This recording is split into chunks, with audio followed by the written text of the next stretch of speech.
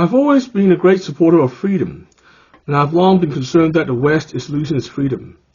My concerns began in the aftermath of 9/11, when the Bush administration severely curtailed civil liberties in the name of stopping terrorism, violating long-standing guarantees of freedom and privacy in the process. And other governments around the Western world also followed suit. Soon after, the 2003 Iraq War was also justified as part of a wider war on terror, and opponents of the war were decried as unpatriotic or worse. The infamous Dixie Chicks incident proved how cancel culture was in full force back then, even though we didn't have that term yet. The next year saw a big moral panic wave over gay marriage driven by the religious right.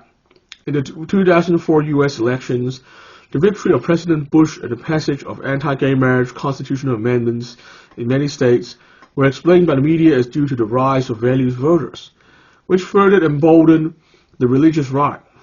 By 2005, there were attempts to make schools teach intelligent design in biology classes, and this campaign even spread outside America. Meanwhile, while libertarian ideas also gained popularity as a reaction to these instances of authoritarian overreach, they weren't gaining ground quickly enough to push back against the much larger wave of authoritarianism. A big reason was that libertarianism itself was often not very practical. The strict application of the non-aggression principle, or NAP, in real life was a tall order indeed. It just couldn't compete with the simple messaging of the authoritarians, which was rooted in the primal emotion of fear. It was in this context that I first developed the foundational idea for moral libertarianism, that every individual should have equal and maximum moral agency. In practice, it would mean every individual having the right to their own moral decisions, as long as it does not compromise another individual's right to do the same. Every individual would be guaranteed their own free speech, freedom of conscience, and freedom of expression, because these rights do not affect others' expression of the same rights. Every individual would also have freedom of action as long as it did not impinge on the same right for another individual. That is, the right to swing your fist stops at my face.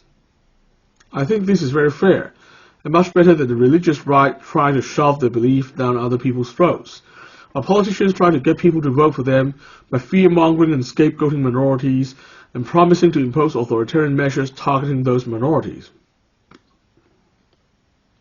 Later on, I will also apply moral libertarian thinking to argue against the postmodern critical theory left, which sees society and culture as an oppressor versus oppressed landscape defined by groups based on immutable characteristics. I was in fact surprised to see the left was equally able to curtail free speech and other individual liberties at first. But that is exactly what started to happen in the mid-2010s. For some time, the threat to freedom was coming much more from the left than the right, which was why my writing in that era mainly targeted the left. More recently, the liberal right has been making a strong comeback, which means that the fight for freedom has effectively become a war on both sides for the first time in my lifetime.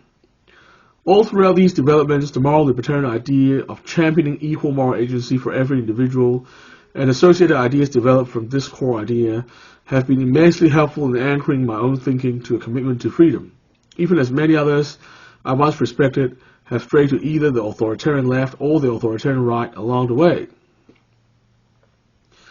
What I also learned in these 2 decades is that freedom does not exist in a vacuum.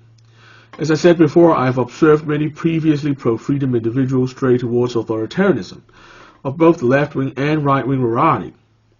Some progressives who fought for free speech on the Iraq War in 2003 and against the religious right's anti-gay marriage push in 2004 somehow managed to support deplatforming and cancel culture in the late 2010s. Some self-identified classical liberals who opposed cancel culture and the liberal left in the 2010s somehow flipped to support the populist, reactionary culture warriors in the present, rationalizing don't say gay, drag bans, draconian abortion bans, and potential IVF restrictions as somehow necessary to fight wokeness. In each case, I was deeply disappointed, but was also driven to find out what went wrong. What I learned was that freedom does not exist in a vacuum.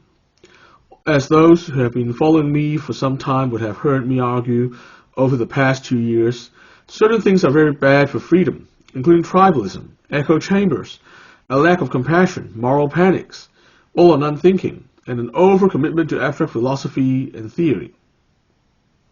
Freedom cannot exist in a vacuum because it needs the opposite of these things to thrive, that is, true diversity of opinion, an open and fair marketplace of ideas, a culture that encourages compassion, rationality, and compromise, and prioritizing the practical resolution of problems over philosophical concerns. Absent a strong commitment to these things, any talk of freedom would soon turn into its opposite.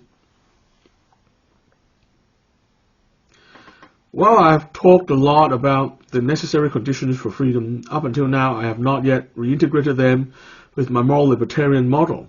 For a long time, I've identified being overly abstract and impractical as the major weakness of classical libertarianism. And in developing moral libertarianism, I wish to develop a more practical model of libertarianism. However, in the early years, I was still narrowly focused on how to apply the principle of equal moral agency. While this would be much more practical than trying to apply the NAP, what I have realized is that it is still narrowed the scope of freedom too much to be a strong enough practical safeguard for freedom. This is why going forward, I believe moral libertarianism should be broadened to encompass the conditions that appear to be required for freedom to thrive. In this Moral Libertarianism 2.0, the principle of equal moral agency will still be an important reference point to help us decide on moral questions and solutions, but more attention needs to be paid to the overall context too, to ensure that the conditions for freedom are truly met and maintained in an ongoing sense. This would be well justified, because if the conditions for freedom aren't there, after I've talked about, the principle of equal moral agency would be effectively useless too.